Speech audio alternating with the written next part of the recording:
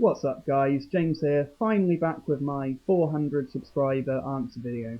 So as I said in my last video, I'm only responding to the video questions which I received this time, so thank you very much to the 4 people who submitted videos, and as promised, I've added your names to the call box on the Dark the Atheist channel.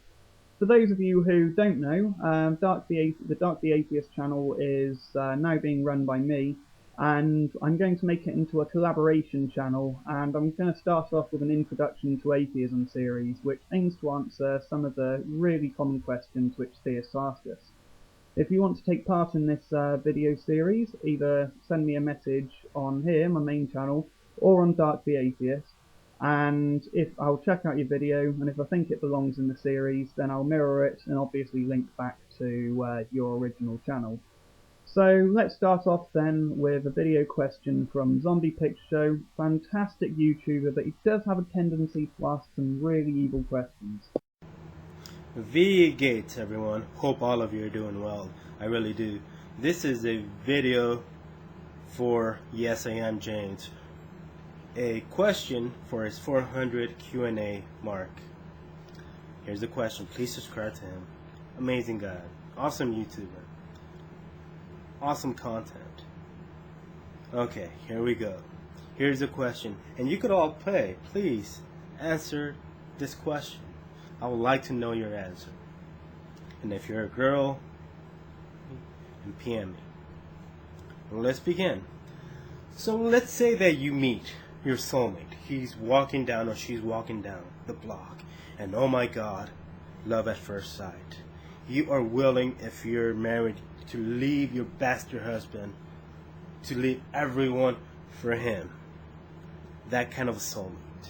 The kind that just makes you, yes, that kind of soulmate. The one that you're willing to leave everything for.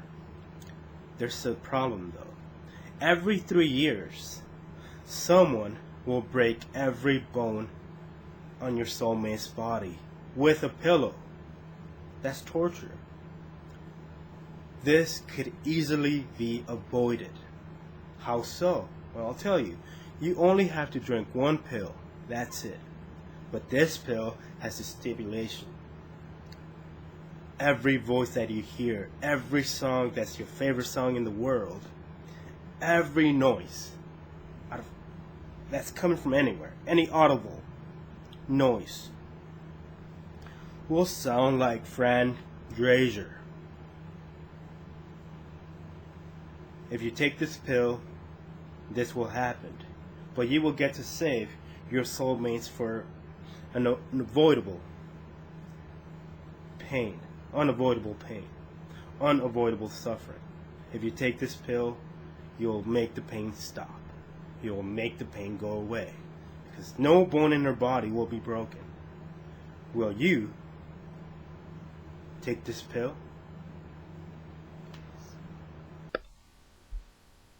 So for the nature of actually answering the question, I'm assuming that it's impossible for me to kill my soulmate's attacker or find a cure for this pill. So what would I do? Well, without a shadow of a doubt, I'd have to take the pill. I mean, maybe I'd eventually get used to that annoying sound, maybe. Although I still am left with the options of stabbing my eardrums out or killing myself if it ever gets too much. But yeah, without a shadow of a doubt, I'd have to take the pill. YesIamJames requested that he be given a question. Okay? Did you order the code red? You want answers? You want answers? You can't handle the truth. Son, we live in a world that has walls, and those walls need to be guarded by men with guns. Who's gonna do it? You? You, Lieutenant Weinberg? I have a greater responsibility than you can possibly fathom. You weep for Santiago and you curse the Marines. You have that luxury. You have the luxury of not knowing what I know, that Santiago's death, while tragic, probably saved lives, and my existence, while grotesque and incomprehensible to you, saved lives. You don't want the truth, because deep down, in places you don't talk about at parties, you want me on that wall. You need me on that wall. We use words like honour, code, loyalty. We use those words as the backbone to a life spent defending something. You use them as a punchline. I have neither the time nor the inclination to explain myself to a man who rises and sleeps under the blanket of the very freedom I provide, then questions the manner in which I provide it. I'd rather you just said thank you and went on your way. Otherwise, I suggest you pick up a weapon and stand at a post. Either way, I don't give a damn what you think, what you're entitled to. So it's my day off, and I am going to ask Yes, I am James some questions, but first a drink. This is an alcoholic beverage. So, first question is, what are 3 books you have read recently that you liked and why? First book then, recently reread Neverwhere by Neil Gaiman. Pretty good fantasy book. I would highly recommend it, apart from I thought the ending was a bit bullshit. Second book would be this, The Magic of Reality by Richard Dawkins. Also, if you can see that, signed copy. I wouldn't say it's essential reading to skeptics by any stretch of the imagination. It goes over some very, very simple concepts, but if you're not really that knowledgeable on science, it's quite a good place to start. And the third book, rereading Origin of the Species because I haven't read that for absolutely years. Obviously, it's massively outdated by 200 years, but it still is worth reading. It's amazing just how much insight Darwin had with the limited information which was available at the time.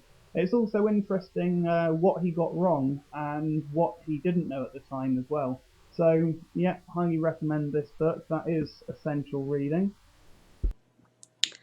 The second one is, what are some things, or maybe what progress happened, that led you to not believing in any god or gods? 2 words, space and dinosaurs. I think I believe, it's hard to remember exactly what I did and didn't believe at the time. I mean, I've had my doubts ever since I was like 5 or 6, I think. But yeah, I mean, when I was at 5 or 6, I started learning about dinosaurs and I started learning about space. And once you realise that, dinosaurs existed for millions of years and there were no humans around, and you knew that the Earth wasn't created in 7 days, it's kind of difficult to take the Genesis account seriously.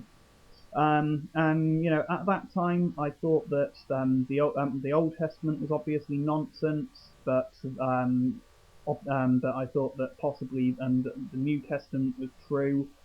Most of my family are loosely Christian, but didn't force it upon me. I mean, my great granddad's a priest, but he didn't believe the Genesis account either.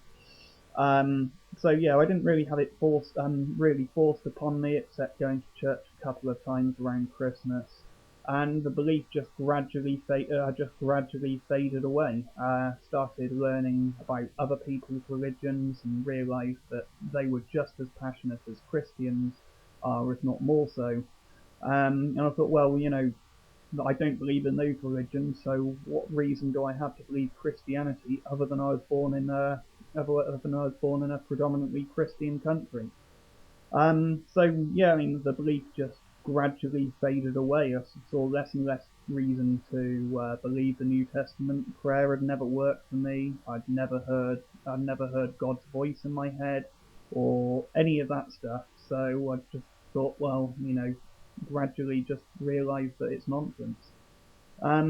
Between sort of 15 and 17, if I knew the terminology at the time, I'd have probably called myself an agnostic deist. I thought that God created the Big Bang, possibly the first cells, and then just left the universe to play out. And then, from like 17 to 21, I would have technically been an atheist if I knew the word, and if I knew that at the time that an atheist is someone who just doesn't believe in God, rather than someone who asserts as fact that God doesn't exist. So yeah, from then on, I've technically been an agnostic atheist. And the third one is, if you had limitless possibilities and nothing stood in your way, what career would you choose to do and why? That's actually quite a difficult question for me to answer, because although I've got lots of things I'm interested in, I think I've got too many interests. I'm not focused enough. If I went into a career in, say, physics or chemistry, which I would be very good at, I think, I know that eventually I would get bored, because I like having variety. I like doing different things.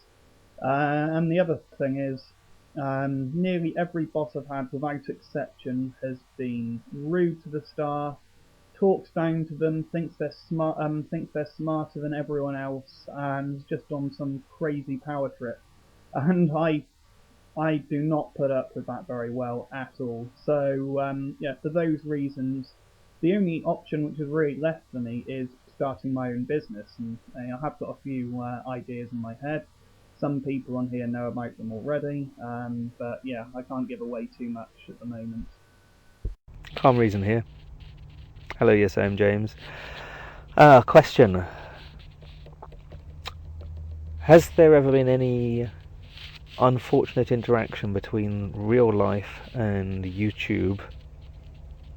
For example, almost certainly being caused by YouTube screwing up real life was the thing I was imagining. If there has, please explain. If there hasn't, have you had to do anything to prevent it from happening?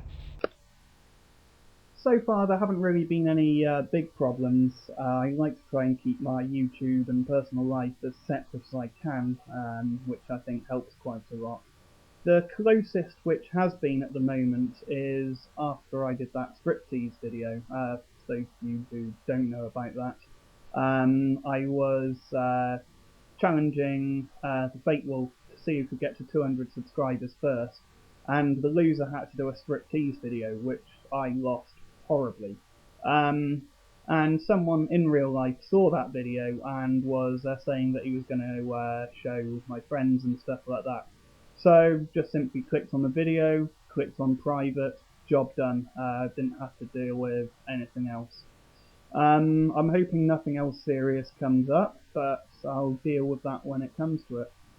Anyway, thanks for watching, guys. Comment, rate, subscribe, and I'll see you soon. Bye.